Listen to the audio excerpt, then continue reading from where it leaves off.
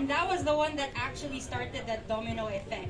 So I really appreciate today as well. Today's event, we hope to raise awareness and promote support to develop a safer and more sustainable cycling ecosystem in the Philippines. So we're having some personalities from public, private, and civil society sectors to share their support for active transport. So to kickstart this event, we will do a short program followed by our bike safety seminar with Bike United Movement and Bicycle Friendly Philippines. Then we will finish off with a short bike ride along Seaside Boulevard if the weather permits later here in SL Mall of Asia Complex. And we also have free bike tune-ups and bike fits today, care of Cycle House. I think it's over here at this side. So kung gusto nyo magpa-fit ng bike, medyo masakit ba yung mga likod nyo, you can go and have your bike fitted. We also have free food and water, care of SM Cares. Thank you so much. Breakfast tayo. And stay tuned also for later in the program where we will be giving away some cycling gear from SM Cares, Bicicleta, JCI, to our Food Panda and Grab Food Bikers. Yes. The bags, I think, free. Exciting. And meron tayong coffee doon sa likod. I think, sino bang was providing it? But thank you for the coffee. Ayan. And yung kapihan natin na yun, dumating sila dito ng nakabisikleta din. Yes. Kung nakikita nyo, maraming nakabisikleta ngayon na nagbibenta ng coffee. So that's one of the innovations that we're experiencing right now. Okay, so to give our welcome remarks, we are very pleased to have the president of SM Supermalls, Mr. Steven Tan, join us today. SM Supermalls has been a business leader in instilling a culture of cycling by providing bike-friendly SM services and facilities not only to its customers but its employees as well. We sincerely appreciate SM's work in pushing for inclusive and sustainable mobility and for graciously providing a safe space today where we can celebrate this advocacy. Let us all welcome Mr. Steven Tan for some brief remarks. Thank you. Morning, everyone. So to our valued partners and friends, the Department of Transportation, Undersecretary Attorney Pastor, Deputy Chief of Mission Peter Terkstra of the Netherlands Embassy in Manila, MMDA Bike Lane Head Ms. Ching Salinas, of course the Makati Business Club represented by Mr. Alquaz, Coco Alquaz, Bikers United Movement, Bicicleta, and JCI Manila. Good morning and welcome to SM by the Bay. We at SM always endeavor to make SM a safe, inclusive, and sustainable place for all our shoppers, and that includes, of course, the bikers. A bike safety is one of the advocacies of SM. We have been implementing projects in line with this advocacy even before the pandemic. SM began its bike-friendly initiative by introducing dedicated bike lanes in key malls, additional bike parking facilities, releasing a biker's manual and bike safety videos to promote road and bike safety, first aid, and motorist etiquette. As we celebrate World Bicycle Day today, our employee biking volunteers in SM malls nationwide will be riding for a cause to donate and deliver goods to various beneficiaries. We also invite you to tomorrow to join our fun bike riding event in partnership with the UN Philippines with our friends from humanitarian and diplomatic communities. As biking remains one of the most popular and cost-free means of transportation, we will continue to create programs that will pave the way for a safe, convenient, and enjoyable biking experience for the growing number of bike commuters in the country. Thank you for being here with us today. Maraming salamat po at magandang umaga. Okay. Thank you for that encouraging message, Mr. Tan. We hope more businesses would be inspired to follow SM's lead in supporting bikers. In fact, that is the goal of the Business for Biking program launched by our next speaker from the Embassy of the Netherlands together with the Makati Business Club.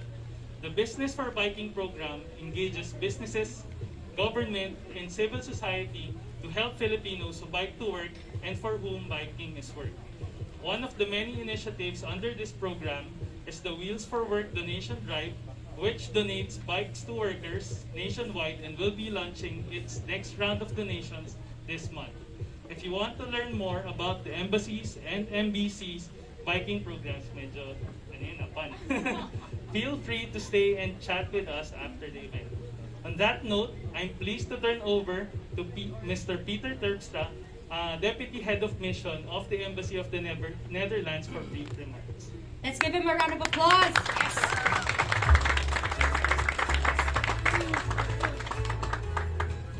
Good morning, everybody, and thank you, especially also Stephen Tan for your leadership, and Steve Pastor also for leading all the programs on biking, and everybody who is here.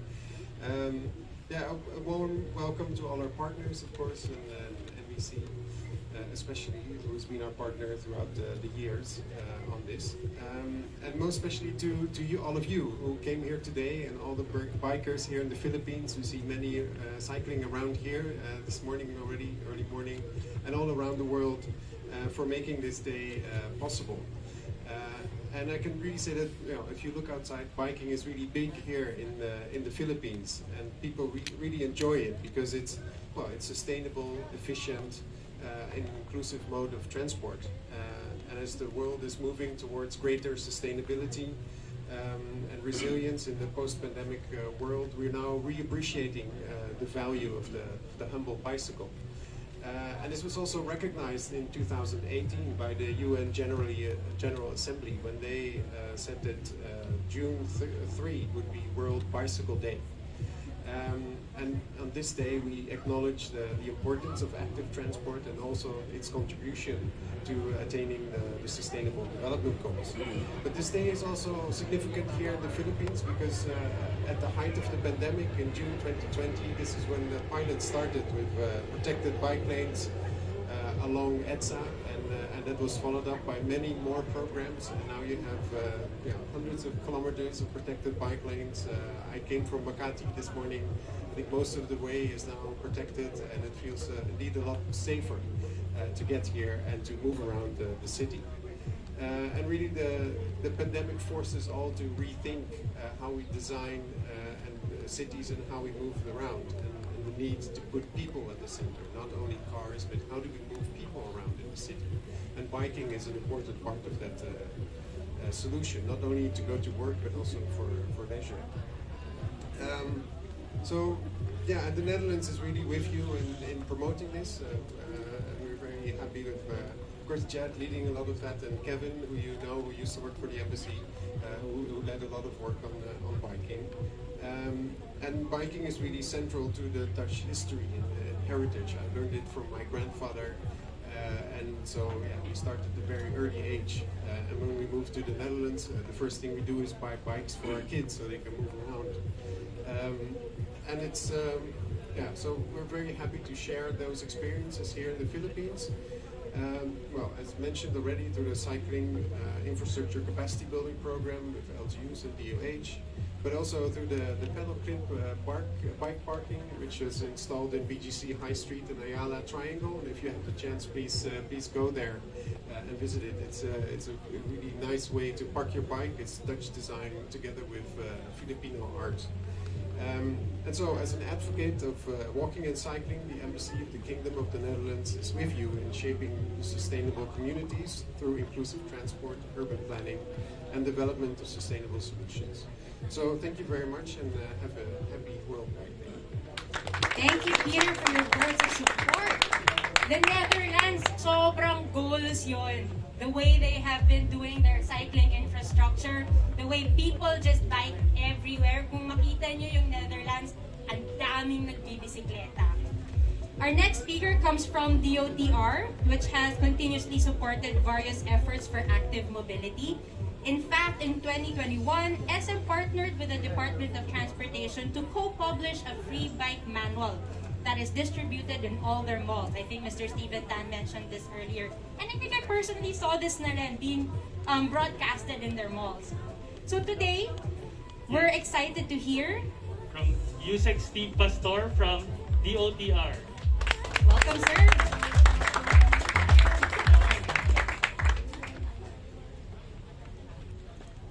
Mr. Steven Tan of the SM Group, Mr. Peter Terkstra of the Netherlands Embassy, Miss Ann Angala, ang ating kaibigan from the Bikers United Movement, Mr. Coco Alcuas of the Makati Business Club, Miss Ponciana Salinas of the MMDA Bicycle Office. How are you, ma'am? And to our biker groups, cyclists, everyone, good morning. Magandang umaga po mula sa kagawaran ng transportasyon. Everything starts with a dream. And that dream will become an inspiration, and that inspiration will lead to a reality. That is the story of the bike lanes here in the Philippines. That is the story of our cyclists here in the country. And we are very proud from the Department of Transportation to be part of it. Ang ating pong ito pong araw na ito is very symbolical not only for this event but also, as mentioned, for the Department of Transportation. Dahil bago po ang administrasyon na ito, ang kagawaran ng transportasyon ay wala pong bike lanes. Wala po kaming proyektong bike lanes. Ang kagawaran ng transportasyon ay wala pong opisina para po magtaguyod ng mga programa para sa ating mga siklista. Ngunit, nagsimula po ito, if I recall correctly, around May of 2020. Wala po kaming pondo ang DOTR for bike lanes. Ngunit nagkaroon ho ng pangangailangan na magbigay ng ligtas na bike lane para sa ating mga kababayan, lalong-lalo na nung panahon na yon, dahil ang ating mga health workers ay wala pa pong public transportation nun because we're in a lockdown. Ngunit kailangan namin bigyan ng safe mode of transport ang ating alternative mode of transport at that time, ang ating mga medical workers, kung kaya't nagkaroon ho tayo ng interim bike lanes dito po sa Metro Manila. If I recall correctly, mga 12 to 14 kilometers po yun, connecting hospitals in Manila as well as the ones in Quezon City.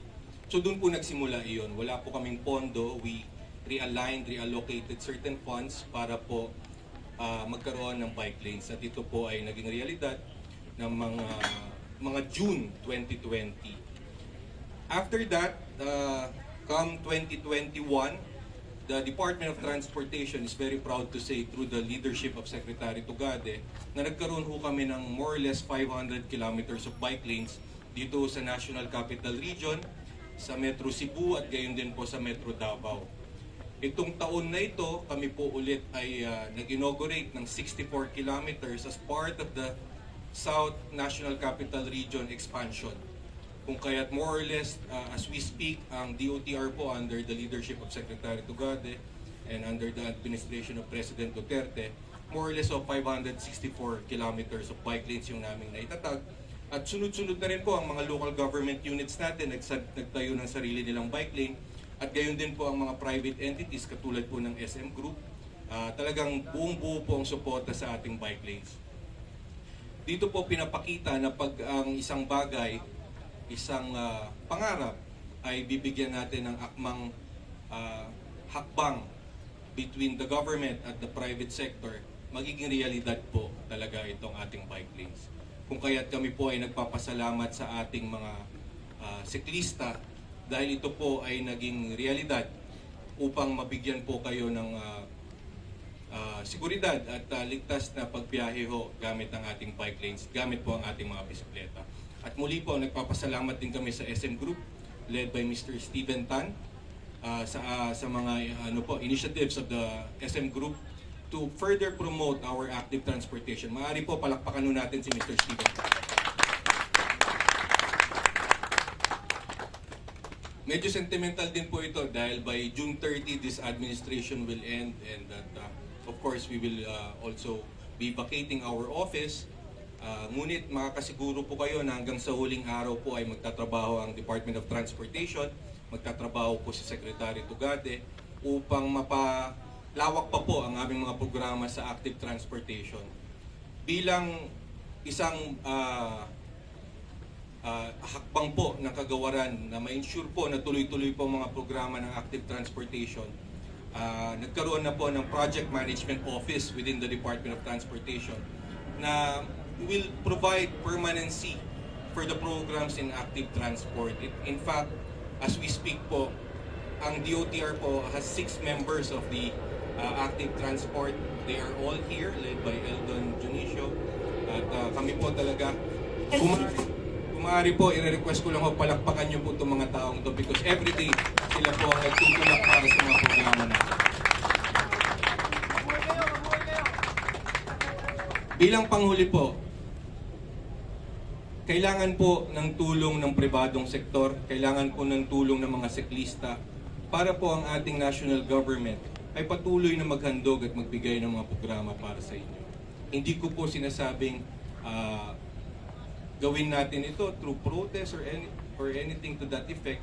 Ngunit kailangan pong malaman ito ng gobyerno at kailangan po natin magtulungan dahil ito lamang po yung tanging paraan para tayo makausad pa ho at marami pa hong kilometro ng bike lanes ang kinakailangan ng bansang ito.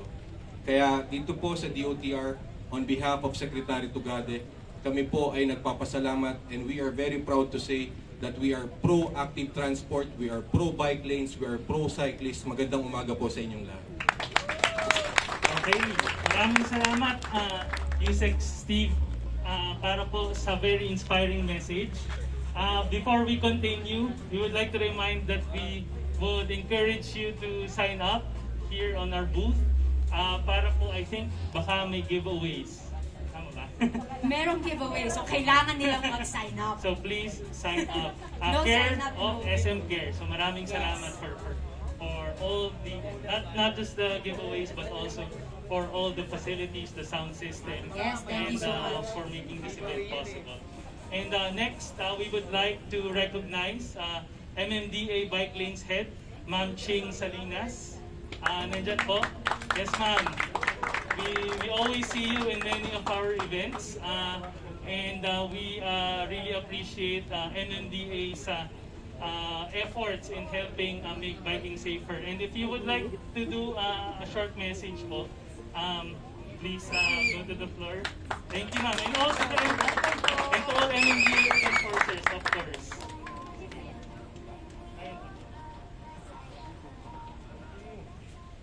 Yes, sir.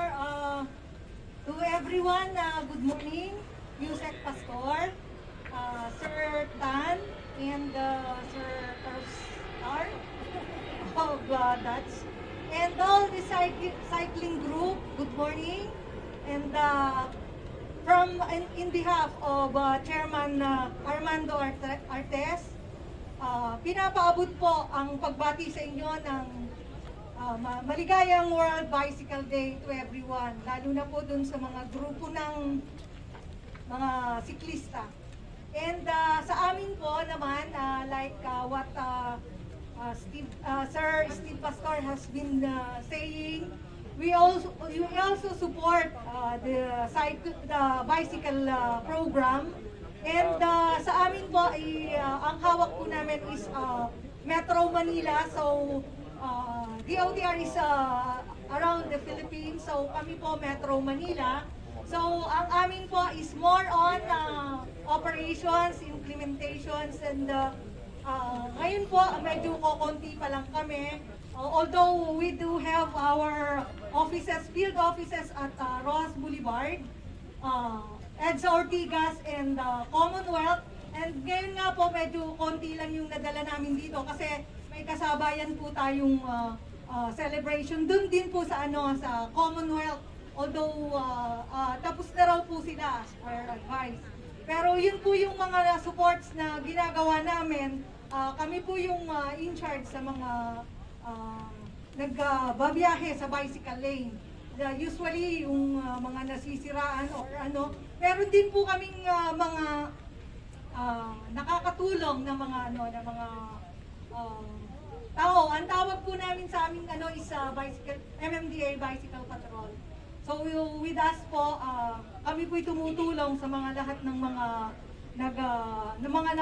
nangangailangan ng tulong dyan po sa bike lane, and especially talaga pong ang pakikipaglaban sa bike lane ng mga siklista ay hindi natin matatawaran dahil ultimong kami po pag nagpapatrol dyan sa, lalo na sa EDSA, during rush hour, you can see po talaga namang ang ginagamit na po ng mga motorcycles ay yung bike lane. So, porket shared bike lanes po yun, shared lanes po yun, so yun po yung pinaka-challenging namin sa ngayon. Pero from with us po sa aming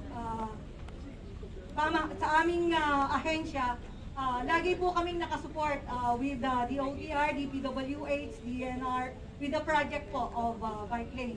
And again po, from our agency, we are also greeting you World Bicycle Day. Happy World Bicycle Day to everyone, and good morning. Yes. Maraming salamat po, Ma'am Shane Salinas, for that message. And again, we are very happy again from the public sector, the private sector, for all your efforts for biking. So now we will also, of course, have representatives from the civil society organizations. Yes. So first, I will introduce also Ann Angala of Bikers United Movement. If you know, her Bikers United Movement has really done a lot for pushing for protected bike lanes. And of course, also my mother, Karen Crisostomo from Bicycle Friendly Philippines. Yes, maraming salamat to both of you and for all the civil society organizations that are working together with us. So we'll give them also the floor to say something.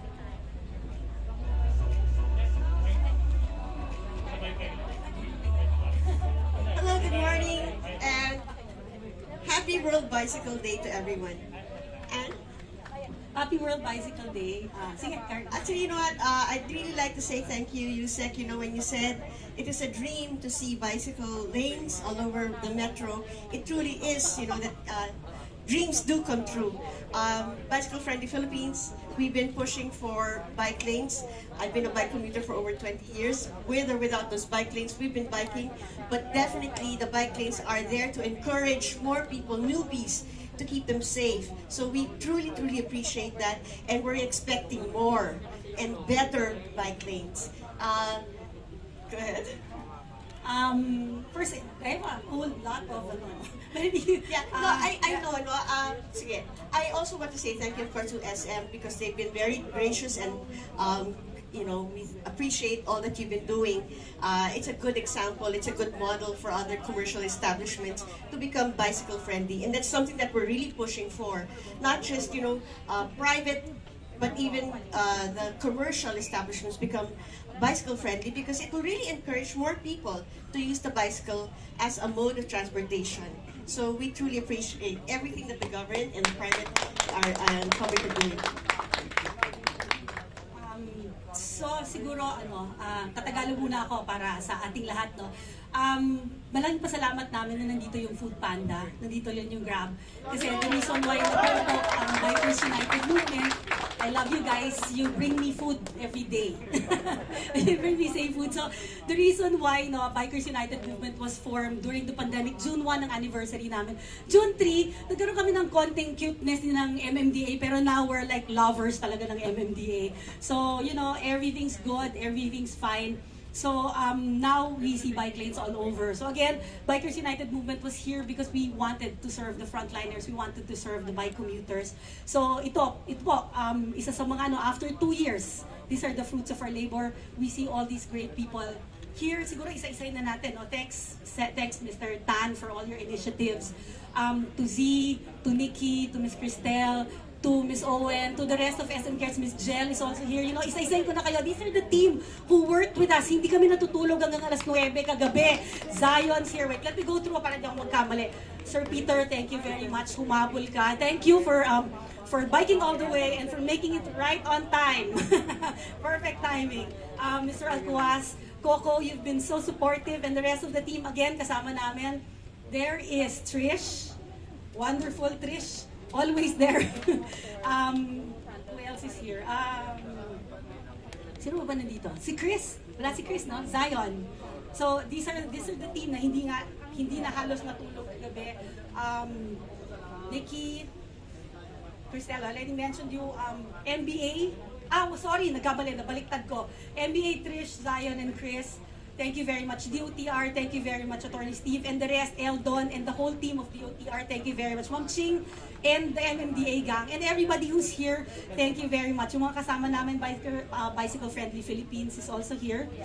Karen, maybe you can, and sina Francis, and the rest of the team. Always, ever since. Kasama namin sa Commonwealth yan. Up until now, 2 years after, we're still together. So, Francis, there's John, there's Jess. Personally, I'd like to thank everybody. And these are the reasons why, guys, that, sila yung mga kasama namin na nakipaglaban before, but now, wala nang laban. We're all working together, and this is one big happy family. Nabanggit na ni Ann lahat at ganito ako. Yes, ulitin ko. Hindi ko na ulitin yung sinabi niya. Pero siguro ang maganda talaga is our focus today is on World Bicycle Day. Because one, as it says here, for good health and well-being, I think that's something that we really need to focus on that biking will really make us healthy. And then we also have our sustainable cities and communities. If we really push for the bicycle, then I think, everybody will be a little happier and less stressful, correct? That's me. I'm speaking from personal experience. And then climate action, cleaner air, all right? So that at least solves air pollution and life on land. So let's focus on the bicycle. Why we are celebrating World Bicycle Day today, June 3. This is actually, it started in 2018. So 18, 19, 20, 20. This is actually the 5th celebration of World Bicycle Day. So again, let's all enjoy today. And sana it won't just be today. Sana every day will be Bicycle Day. Thank you. And there's also bisikleta for everyone, right? I think they provided also, so thank you again. So, again, guys, keep on biking. Padjak lang tayo. Kita tayo sa kalsada soon. Thank you very much. Yes, thank you. Thank you to these amazing women. Tama yan, wala tayong plan B, Jet. There's only one Earth. So we should definitely make efforts to take care of it. And it's really inspiring to see that women are the leaders of our civil society Yes. organization. So that's really, and also a lot of the SM Cares group that we're working with are female, and also that we're very appreciative of the team. So I think we can already close. Yeah, I think we already thanked everybody that has to be thanked, and we're so happy to have all of you here. Yes, but I think we can still mention again one last time just to be sure